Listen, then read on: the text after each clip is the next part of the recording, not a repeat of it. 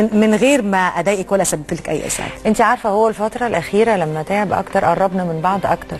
يعني وبقى بيقول احساسه. يعني هو كان قبل كده شويه بقينا بنقول لبعض يعني، وحاولت على قد ما اقدر ان انا اقول له طول الوقت، اقول له قد ايه انا بحبه وقد ايه. وهو قال لي في الاخر انا مرتاحه، انا فخور بيكي واللي عملتيه. كان يعني ما كانش بيقول كده بالشكل ده قوي قبل كده.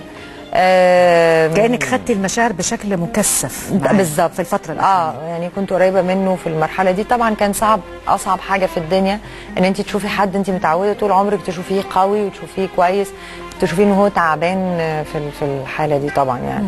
بس يعني دي حاجة بتاعت ربنا والواحد ما يقدرش يعني، الله يرحمه طبعا.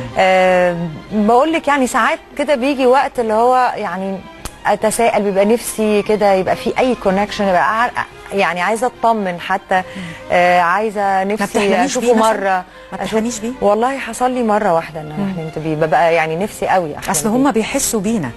يعني بيحسوا بينا، الاموات دايما بتحس بينا. ساعات بحس ان انا نفسي ابقى كويسه عشان هو يبقى مطمن يعني. فاهمه قصدي؟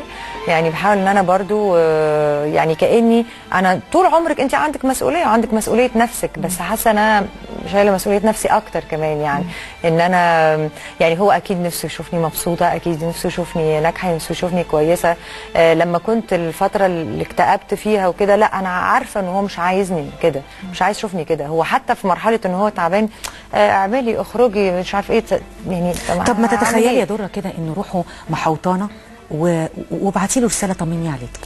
اكيد لا، مش قادره دلوقتي كده يعني دي بيني وبين نفسي، بتبقى كده بيني وبين نفسي. بس انا عايزه اطمنه عليك يعني. انا عايزه اطمنه. انا خليني اقول ان انا شايفاكي كويسه ومجتهده وشاطره وبتعملي شغل حلو قوي وحاسه بيه جدا. فانا يعني حاسه ان هو يعني محوطنا او روحه محوطانه، فحابه ان انا اطمنه عليك يعني. فاذا كنت مش عايزه تطمنيه انا طمنته. شكرا.